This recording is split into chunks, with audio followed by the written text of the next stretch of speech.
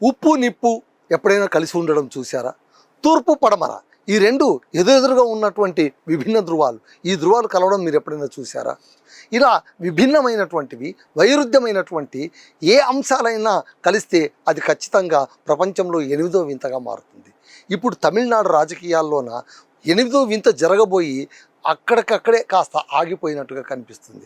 అదేంటి అంటే DMK, AIADMK ఈ రెండు పార్టీలు కలవబోతున్నాయి, మిలాఖత్ కాబోతున్నాయి. ఎందుకోసం అంటే ఈ రెండు పార్టీలు కలిసి సర్కార్ ఏర్పాటు చేస్తే ఎలా ఉంటుంది అని నిన్న అద్భుతమైనటువంటి ఒక సమాచార పిడుగులాగా పడిందనమాట. ఎందుకంటే అసలు ఈ ఆలోచన ఎందుకు వచ్చింది? ఇద్దరు కూడా అంటే ఒకే వరలో రెండు కత్తులు ఇమడవు కదా. అలాంటప్పుడు మళ్ళీ డిఎంకే, ఏఐడిఎంకే చిరకాలంగా ప్రత్యర్థులు కదా, రాజకీయ ప్రత్యర్థులు, సిద్ధాంతపరంగా ప్రత్యర్థులు. ఓకే, వారిద్దరూ కూడా ద్రవిడ సిద్ధాంతాలని నమ్ముకొని ఏర్పాటైనటువంటి పార్టీలే. ద్రవిడ సిద్ధాంతం అంటే ఏంటి? మత రాజకీయాలకు దూరంగా ఉండడం, సామాజిక సంక్షేమం కోసం పాటుపడడం, ఇదే ద్రవిడ మూల సిద్ధాంతం. అలాంటిది ఉన్నట్టుండి ఈ రెండు పార్టీలు ఎందుకు కలవాలని అనుకుంటున్నాయి? ఈ రెండు పార్టీలు కలవాలని అనుకోవడానికి ప్రధానమైన కారణం ఏంటంటే, మూడవ పార్టీగా తృతీయ శక్తిగా ఆవిర్భవించినటువంటి టీవీకే, సినీ హీరో విజయ్ స్థాపించినటువంటి టీవీకే పార్టీ అత్యధిక మెజారిటీ సంపాదించినా కూడా 108 సీట్ల దగ్గరికి ఆగిపోవడం, సర్కారు ఏర్పాటు చేయడానికి 118 సీట్ల అవసరం ఉండడం, మరో 10 సీట్లు తక్కువ పడడం వల్ల అక్కడంతా ప్రతిష్టంభన కొనసాగుతున్న నేపథ్యంలో ఇవన్నీ ఎందుకు వాళ్ళకు అంటే ఏంటి, ఇక్కడ విజయ్కు సపోర్ట్ ఇస్తుందేమో, ఏఐడిఎంకే సపోర్ట్ ఇస్తుందా, డిఎంకే సపోర్ట్ ఇస్తుందా, అధినేతల మాట పట్టించుకోకుండా అందులో గెలుపొందినటువంటి ఎమ్మెల్యేలు ఆ పార్టీ నుంచి 10 మంది ఇందులో దూకుతారా, ఈ పార్టీ నుంచి 10 మంది ఇందులో దూకుతారా అని స్పెక్యులేషన్స్ జరుగుతున్న సందర్భంలో ఎవరికో బుర్రలో ఈ ఆలోచన పుట్టినట్టుంది. బహుశా ఆ పార్టీలోనే పుట్టినట్టుంది, లేకుంటే ఇంత వైరల్ కాదు. వైరల్ అయిపోయినటువంటి విషయం ఏంటంటే, వాళ్లకు వీళ్లకు మనం సహాయపడడం ఎందుకు, మనం అందరం కలిసిపోతే ఖచ్చితంగా ఒక కొత్త శక్తిగా ఆవిర్భవించి తమిళనాడుని మనం ఎందుకు పరిపాలించకూడదు, మన వాళ్ళను మనం ఎందుకు పరిపాలించకూడదు, వేరే వాళ్ళకు మనం ఎందుకు అవకాశం ఇవ్వాలి, మూడో శక్తిని ఎందుకు రానివ్వాలి? ఇక్కడ మీరు చాలా జాగ్రత్తగా గమనించండి. తమిళనాడులో జరుగుతున్న పోరాటం అధికారం కోసం పోరాటం కాదు, మరో శక్తిని ఎదగనివ్వకుండా ఎలా అణగతొక్కితే బాగుంటుంది అనే చర్చనే ఇప్పుడు అక్కడ ప్రధానంగా సాగుతుంది. సో ఈ నేపథ్యంలోన ఏఐడిఎంకే, డిఎంకే ఇవి రెండు కూడా కలిస్తే ఎలా ఉంటాయి?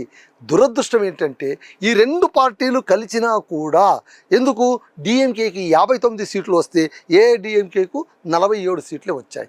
ఇవి రెండు కలిసినా కూడా 106 సీట్ల దగ్గర ఆగిపోయినప్పుడు మళ్ళీ 118 సీట్ల దాకా చేరుకోవడం ఎలాగా?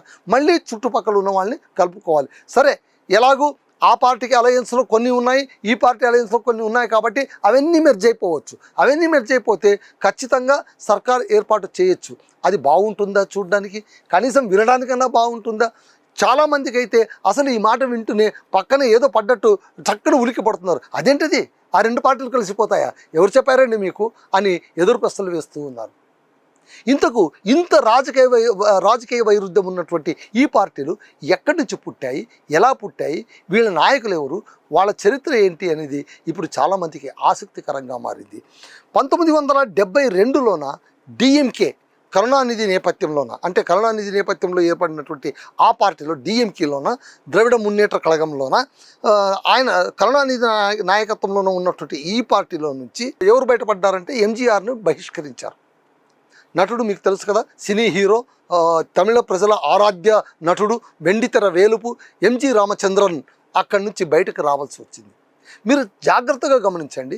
ఆయన ఎప్పుడైతే 1972లోనూ ఆయన పార్టీ నుంచి బహిష్కరించారో ఆ సమయంలోనే అతను బయటకు వచ్చి ఊరికే ఎందుకు ఉంటారు, అతను తన సొంత కొట్టు పెట్టుకున్నారు. అదే ఏఐడిఎంకే, ఆల్ ఇండియా ద్రవిడ మున్నేట్ర కళగం అని ఆయన ప్రారంభించుకున్నారు.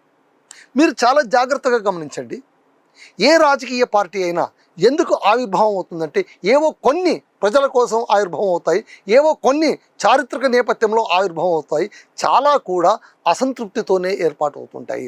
తెలుగుదేశం పార్టీ ఎందుకు ఏర్పాటైందండి అంటే తెలుగువారి ఆత్మగౌరవం కోసమే కావచ్చు, కానీ కాంగ్రెస్ పైన ఉన్న తీవ్ర అసంతృప్తితోనే తెలుగుదేశం పార్టీ ఏర్పాటైంది. అంత దూరం దాకా ఎందుకు? వైఎస్ఆర్సీపీ పార్టీ ఎందుకు ఏర్పాటైంది? జగన్మోహన్ రెడ్డి గారిని ఇరుకాటన పెట్టడానికి కాంగ్రెస్ ప్రయత్నించడం వల్ల అందు నుంచి వేరుపడినటువంటి జగన్మోహన్ జగన్మోహన్ రెడ్డి మరో దారి లేకుండా తానే ఒక సొంత పార్టీ స్థాపించారు, ముఖ్యమంత్రి అయిపోయారు. అంతదాకా ఎందుకు? తెలుగుదేశం పార్టీలోనే కల్వకుంట్ల చంద్రశేఖరరావు గారిని కాస్త సరిగ్గా చూడనందుకో, లేదా ఆయన కోరింది ఇవ్వలేదనో ఆయన బయటకు వచ్చింది. ఆయన ఏం పెట్టారు? టీఆర్ఎస్ పార్టీ పెట్టారు, తెలంగాణ మూమెంట్ తీసుకొచ్చారు, ప్రత్యేక రాష్ట్రమే ఏర్పడిపోయింది. ఆయన 10 ఏళ్ల పాటు పాలించారు. ఏదో ఒక సందర్భంలోన ఒక రాజకీయ నాయకులు అన్నారు, ఒకవేళ కేసీఆర్ అనుకున్న ఏదైతే కోరారో దాన్ని ఆనర్ చేసి ఉండింటే ఖచ్చితంగా టీఆర్ఎస్ పార్టీ వచ్చేది కాదేమో, తెలంగాణ మూమెంటే ఉండేది కాదేమో అని. అలా అనుకోవడానికి వీల్లేదు. ఒకరు కాకపోతే మరొకరు, ఒక సందర్భం కాకపోతే ఇంకొక సందర్భం, ఏది ఎప్పుడు జరగాలో అది ఖచ్చితంగా జరిగి తీరుతుంది. ఇది చరిత్ర. కాబట్టి ఇక్కడ రాజకీయ పార్టీలు ఈ చీలికలు ఇవన్నీ చూసుకుంటుంటే ప్రతి ఒక్కటి కూడా ఏదో ఒక చిన్నపాటి అసంతృప్తి నుంచి బయటపడి కొత్త పార్టీగా ఎమర్జ్ అయినవే.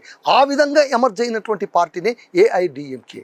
రానున్న కాలంలోన తర్వాతి కాలంలోన కరుణానిధి వర్సెస్ జయలలిత, ఎంజి రామచంద్రన్ తర్వాత ఆయన వారసురాలిగా సినీ నాయకి జయలలిత గారు పార్టీ అధ్యక్ష పదవిని నేతృత్వాన్ని చేపట్టుకున్నారు. సో వాళ్ళిద్దరి మధ్య పోరు చాలా భయంకరంగా సాగింది.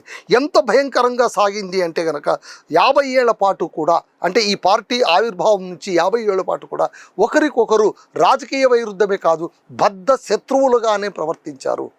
తమిళనాడు ప్రజలు కూడా ఎంతగా పోలరైజ్ అయిపోయారంటే, ఎంతగా వర్గీకరించిపోయారంటే, ఏ పార్టీకి అంటే ఏంటి, ఒక్కొక్క పార్టీకి ఒక్కొక్క ఓటు బ్యాంక్ క్రియేట్ అయిపోయింది.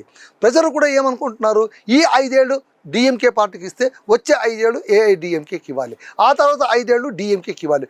మూడో వ్యక్తి ప్రమేయం లేకుండా ఈ 2 పార్టీలని అధికారాల మార్పు చేసుకుంటూ తమిళనాడు ప్రజలు ముందుకు సాగుతూ వస్తే మొట్టమొదటిసారిగా తమిళనాడు చరిత్రలో మొట్టమొదటిసారిగా ద్రవిడ పార్టీలను కాదని సినీ హీరో విజయ్ ప్రారంభించినటువంటి టీవీకే పార్టీకి ఒత్తాసు పలికారు తమిళనాడు ప్రజలు. అయితే అది పూర్తి స్థాయిలో పలకకపోవడం వల్ల ఇప్పుడు ఏమైపోయింది, ఈ 2 పార్టీలు కూడా కలిసిపోతాయేమో, ఈ 2 పార్టీలు కలిసి కొత్తగా సర్కారు ఏర్పాటు చేస్తాయేమో అన్నదాకా వెళ్ళిపోయింది స్పెక్యులేషన్.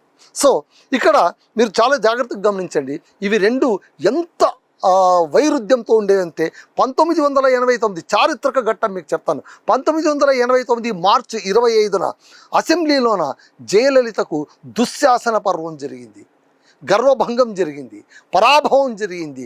ఏ ఆడ కూతురుకు జరగరానటువంటి పరాభవం జరిగింది. ఆమెను వివస్త్ర చేయడానికి ప్రయత్నించారు అసెంబ్లీ సాక్షిగా, చట్టసభ సాక్షిగా. ఇది చాలా మాయని మచ్చగా మనం చెప్పవచ్చు. దానికి ప్రతీకారంగా జయలలిత గారు ఊరుకున్నారా? అంతే రాజకీయ కక్ష తీర్చుకున్నారు. కరుణానిధి ఆయన 75 ఏళ్ల వయసు కూడా చూసుకోకుండా, వృద్ధులని కూడా చూడకుండా, ఆయన అనారోగ్యాన్ని కూడా పట్టించుకోకుండా అర్ధరాత్రి పూట జైలుకు లాక్కెళ్ళిపోయారు. ఇలా ఉంటాయి వాళ్ళ విద్వేషాలు, వాళ్ళ రాజకీయ ప్రకోపాలు. మళ్ళీ ఇంతటి వైరుధ్యము, ఇంతటి కోపతాపాలు ప్రదర్శించుకున్నటువంటి డిఎంకే ఏఐడిఎంకే ఇప్పుడు ఎలా కలిసిపోతాయని అసలు ఎలా అనుకున్నారు? అందుకోసమే నిన్న ఒక్కరోజు మాత్రం తమిళనాడు ప్రజలే కాదు, ఇండియా మొత్తం కూడా కలలుగనింది ఏంటంటే ఏఐడిఎంకే డిఎంకే ఇవి 2 కలిసిపోతాయట అని. వెంటనే అప్రమత్తమైనటువంటి డిఎంకే అధినేత స్టాలిన్ ఒక ప్రకటన విడుదల చేశారు. మాకు కొత్త ప్రభుత్వాన్ని అస్థిరపరిచే ఆలోచన లేదు. విజయ్కు ప్రజలు ఆశీర్వదించారు, మ్యాండేట్ ఇచ్చారు. ఆయన సర్కార్ ప్రారంభించని, ఆయన సర్కార్ నిర్వహించని సంక్షేమ కార్యక్రమాలు ఆయన ఏవైతే ఎన్నికల్లో హామీలు ఇచ్చారో వాటన్నింటినీ నెరవేర్చి తీరాలి. మేము చాలా జాగ్రత్తగా వాచ్ చేస్తూ ఉంటాం. 6 నెలల పాటు ఆయన్ని పల్లెత్తు మాట కూడా అనము. ఆయనకు ఒక టైం ఇస్తాం. ఆ టైం దాటిన తర్వాత ఖచ్చితంగా ప్రశ్నిస్తాం. కాకపోతే మా వినతి ఏంటంటే, మేము ప్రారంభించిన సంక్షేమ కార్యక్రమాలను కొనసాగిస్తే బాగుంటుంది అని స్టాలిన్ గారు చెప్పారు. ఇక్కడ కూడా పళనిస్వామి ఏమన్నారంటే, అసలు టీవీకేకు మద్దతు ఇచ్చే ప్రసక్తే లేదు అని వాళ్ళందరినీ తీసుకెళ్ళి రిసార్ట్లో కూర్చోబెట్టుకున్నారు. ఇది అండి. సో డిఎంకే ఏఐడిఎంకే ఇవి 2 కూడా ఉప్పు నిప్పు లాంటివి. ఒకే వరలో 2 కత్తులు ఇమడవు, ఉప్పు నిప్పు కలిసి ఉండవు, తూర్పు పడమర కలిసి ఉండవు. అలాగే డిఎంకే ఏఐడిఎంకే ఎట్టి పరిస్థితుల్లోనూ కూడా రాజకీయ శక్తులుగా కలిసిపోయే ప్రసక్తే లేదు. అదండి విషయం.